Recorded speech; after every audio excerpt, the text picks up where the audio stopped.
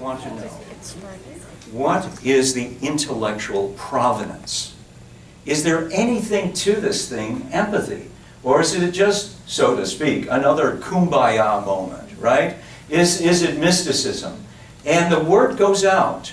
We need a token graduate student to do research in the intellectual provenance of the distinction, the concept empathy. And Professor Toulmin says to me, Lou, how about it? So I say, I'm in with both feet, right? And it's a dissertation. It's an interesting, engaging topic. I mean, usually, many dissertations are, how many distinctions can I get to dance on the head of a pin? And there's nothing wrong with them. That's like, great work and important work. And here I've got some, so that gets me, I write a dissertation in the philosophy department, empathy and interpretation. At that time, mirror neurons, which weren't invented until even 1995, nobody has a clue. Does it even exist? You know how philosophers are very skeptical about everything, and there's nothing wrong with that. And I'm trying to prove that it exists. I'm marshaling examples, contagious laughter, and the like, to prove that there is this thing, a communicability of affect. And so the work gets going. I teach for a few years. I'm like a starving scholar with 4 part-time jobs. I get an insurance company to train me in computing, because I have it in my 28-year-old brain that I would have more success with women if I had more money. And there is some truth to that, though not in the way that my 28-year-old, I was single at the time, not in the way my 28-year-old brain imagined. And so fast forward, I have a career in business and computing, and in roughly 2008, IBM eliminates my job. And I say, hooray! And I write those 3 books on empathy since 2010. Empathy in the Context of Philosophy, A Rumor of Empathy. And the project is to expand empathy in the community, to make empathy present. And part of that, we're going to actually define our terms, say what the heck we're talking about. So that's how this work got started. Second point I would like to consider is, it does actually happen to be Bastille Day. It is 14 Juillet, July 14th, 2016. We'll put that on the tape as well, just as a timestamp. And, at first I thought that was just a lucky accident, because Bastille Day is a good party. It's the French Independence Day. But there actually is a connection. And this is it. And when people, all kinds of people, human beings, when people don't get the empathy they feel they deserve, when people don't get the respect they feel they deserve, when people don't get the dignity they feel they deserve, people get enraged. Narcissistic slights. This was Kohut's work. I mentioned Kohut. He puts empathy on the map. Lou, is there any intellectual provenance? I opened this book, right, the analysis of the self, and it's like dealing with narcissistic rage. It's abroad in the land. Now, it's not the only variable, ladies and gentlemen. Make no mistake. There's a lot of things going on. And I'm, strictly speaking, talking only, assuming that everybody is not armed. We're unarmed. But nevertheless, the Bastille Day event was one of a day of rage, in effect. Without going into all of the details, the storming of the Bastille, this old prison in Paris, the revolution, the French Revolution was just getting going. The king was empowering various of the demographic groups to have a say in the governance of the country. It's complicated, we're not going to go there. Nevertheless, narcissistic rage, wherever there is empathy, beware. Heads up. Take care. Can rage be far behind?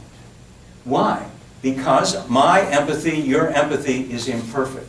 It's gonna, we're gonna give ourselves permission to be human beings, right? And at some point, the empathy is going to break down. At some point, in spite of my good intentions, in spite of my commitments, in spite of my training and experience and our relationship or lack thereof, there's going to be a failure. And hopefully it's rather more of a manageable rather than a traumatic failure. But so that's the connection. Now, the challenging thing is what to do about it. How does one get the other person to calm down? A lot of people come into whatever it is they're coming into, including, I think probably less so when they sign up for classes, but a lot of people come into psychotherapy, a lot of people come in to see lawyers, a lot of people come in to see government organizations that are going to provide them with some service or other, and they're already angry. They're already, I mean, to be straight, they're already just waiting. And it doesn't mean that they express that. It doesn't mean it gets expressed. It just means that they're simmering. And, you know, it makes one think. So that's what it has to do with Bastille Day. Now, we're not actually going to do a drill down on the French Revolution. The commitment is to look at the secret underground history of empathy. And so we're going to define our terms up front. And so then I'll say a little bit more about the secret underground history. And the definition is on the handout. So you have it on the handout, and we're going to define our terms. And so this, I assert that this definition is an original synthesis of existing ideas. There's not a lot that's like totally, completely original in this definition. But if you look at each of the four parts, which we're going to look at briefly, and then follow them through aspects of the history of philosophy, David Hume, Immanuel Kant, no one would think of that Kant is an empathy scholar. It's not. That's not intuitive.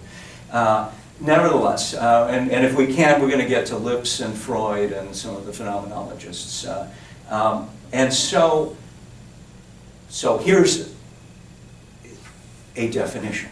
And I want to say up front, this is not necessarily the truth with a capital T, but consider the possibility. I argue for this, and I believe in it, I assert it, okay? And I allow for the possibility that reasonable people may disagree. So basically, here's what I get in being empathic. I'm open to the other person. Openness to the other person. I call this receptivity. That's borrowed from Immanuel Kant. He's got receptivity and understanding. But that was the result of my PhD dissertation right there. So, okay, yeah. The rest of it is additional.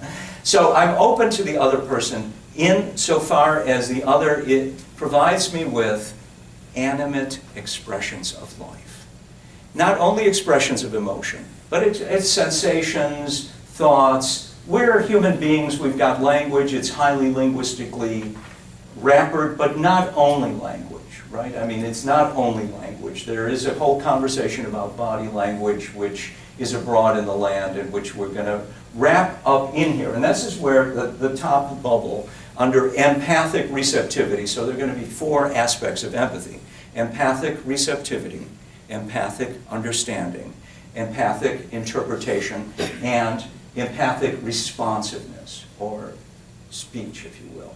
And I'm going to say a little bit about each of them, and then we're going to like drill down into how these show up in the philosophy of David Hume, in Kant, and in a couple of other thinkers, if we can get to it. Thank you. Corrective. Now I noticed the fine lady there in white. She's so fine. You've been waiting. Yes, I was just wondering in your research if there was any correlation between empathy and intuition. And so the question is, what's the correlation between empathy and intuition? And it's so here the short answer is, intuition is a good guess. Oftentimes intuition is an inference based on clues. So define our terms, right? I'm going to define our terms, but you may have a different definition. So one definition that has been proposed is that intuition is making an inference based on clues, whereas empathy is having a vicarious experience of the other's experience. That's the assignment. Fred? There's a couple questions. Yeah, I'm going to please. do the first one real quick in response to yours. Was Sherlock Holmes empathetic? You know, I'm a big fan. I mean, as a young man, I read Conan Doyle, so I'm like, and then I saw some of the TV series. Well, he was. I mean, in the one representation, he's practically autistic. He's on the spectrum, right? I mean, and he's a brilliant, intuitive person. So that would be no, Which is what you're, Yeah. so you're able to see the clues, Yeah. but not necessarily feel or think as But the other. you know, But there is that cognitive element Yeah. that he works his way through. That the fact that you haven't shaved very well and you walked out means that somewhat your wife may not be looking at you that closely anymore because she let you go out. Yeah. There's a story in Holmes that way, and your shirt collar is there, so your marriage is, and he's thinking that through very clearly, Yes. using some of the observable clues. My second question that comes in there is looking and fixating on that, about the learnability of that. Yeah. Has anybody seen the Netflix series Lie to Me? Excellent series. They're very interesting because what it is a scientifically trained individual looking at the muscles on the face to see whether the muscles, like there, is actually representing what the inner feeling are. And so he's like a forensic psychologist or something like that who's examining witnesses or examining suspects, what they say and their facial clues of those 30-odd muscles. Yes, or whatever. yes. Is that what you're meaning? Yes. I And mean, I think the how short are end, you yes. trained to be empathetic. Yeah, I mean, that's some of that. I think that's the top down. I mean, that's what Paul Ekman is doing, right? Okay. And so I'm going to check out that show. I mean, it's not, but I I'm doing, mentioned Ekman extensively. yeah. But one of the things about the show is it really creeps my wife out. It's She creepy. can't do that anymore because Yeah. then she can't feel she's fully empathetic with someone else because she gets the clues to distinguish and it's a little obscure. Well- But the guy on the left is Yeah. a false smile, the one on the right is correct. That's a true smile, Yeah. right? Well, that's right. The true smile's on the right. There's Yeah, a B. yeah. Here's the thing I would say to keep in mind in relation to empathy. We don't really know what's going on. Is he lying or is she lying because he feels guilty, because he really did it, because he's innocent and is afraid of being falsely accused? Many people who are innocent and have survived something difficult, are afraid of falsely being accused, so they're stressed. They give the stress sign. So Ekman is very clear on that, and I want to emphasize that. You know that there's some deception, something doesn't line up, but to find out, you have to talk to the person. There's no other way to find out. And so that moves beyond intuition or the sort of scientific reading of the Yeah. face to the openness to empathy. That's what Yeah, you're thank saying. you. I mean, I think that's very, very nice. Very In the nice. vocabulary of Lie to Me, the micro-expressions always give them away. We find out if they're guilty or not based on the micro-expressions. Well, that's right. That's the micro. It's a yes or no in the series. Well, that's the delicacy of empathy, right? I mean, that's the rust in the taste of the sherry or the taste of leather. It's the micro everything. There's it's like there's a growth industry now, actually. I hope I'm contributing here. And so, so I wanted at this moment, to acknowledge we're actually 5 minutes past the 7:30.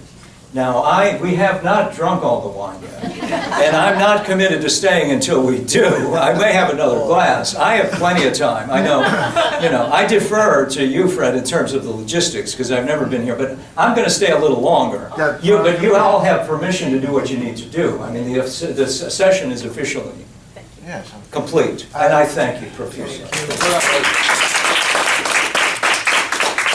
One of the things we're doing with this sort of conversation series is to introduce and see. I've never seen you teach before. Yeah, thank you. And to sort of test this. Is there interest? Is there ability? And looking tonight at not only the philosophical but also the scientific understanding combined. I think we need to have a course this fall in empathy. So look ahead. I think that's what you were doing. Yeah, This was his audition, let's say. And I think he passed the audition. Well, I'm honored. I'm so happy. Look forward to the continuing conversation. We have a little more time. Yeah. We have the room, but so feel free. Yeah, thank you, Fred, and thank you one and all. I got a lot of friends here. It's so heartwarming to see you all. I mean, and you're one of them, and you might have a lot of hugs. We can. Lou.